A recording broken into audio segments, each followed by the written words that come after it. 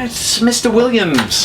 Good morning. How are you? Not too bad, Dr. Miller. Thanks for seeing me on such short notice. Not to worry. Call me George. Okay. Now, what seems to be the problem? Well, I've been feeling a little bit off lately. Yes. How so? Nothing crazy, just a lot of little things, really. A rash here and a rash there. A bit of coughing and my sinus is flaring up. Yeah. Let's have a look at you. Let's see. Suffering from headaches, nausea, sore muscles, anything at all? Oh, well, all of them, really. And they all come and go quite intermittently, without me doing anything. Doesn't sound too bad. You've probably just got a very strong immune system. Yeah, and not to mention getting the chicken pox again.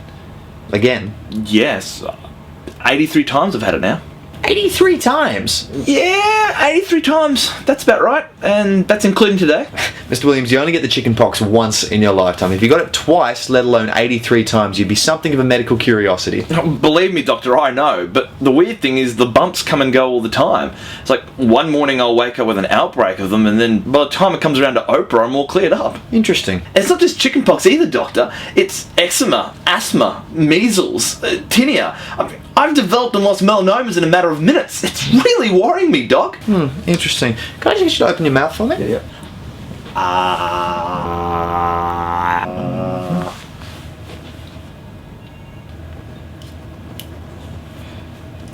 Mr. Williams, I think you're suffering from a lack of continuity.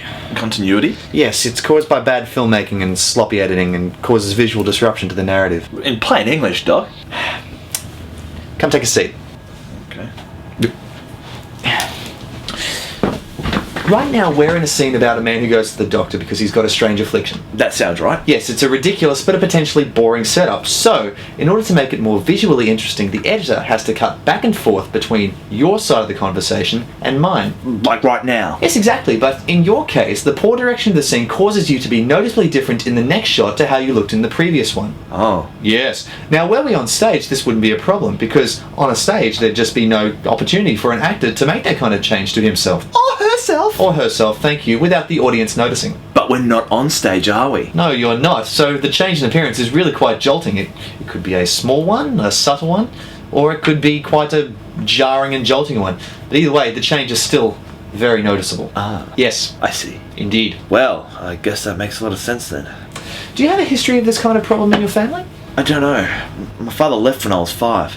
Oh, I'm sorry. No, he actually disappeared. He disappeared while having breakfast one morning. I looked away for a minute, and when I turned back, there was a German lady eating his toast. Yes. Sounds congenital. Well, what can I do about it? Well, there's no real definitive cure for lack of continuity because most of it happens when they're actually filming the scene itself. Great.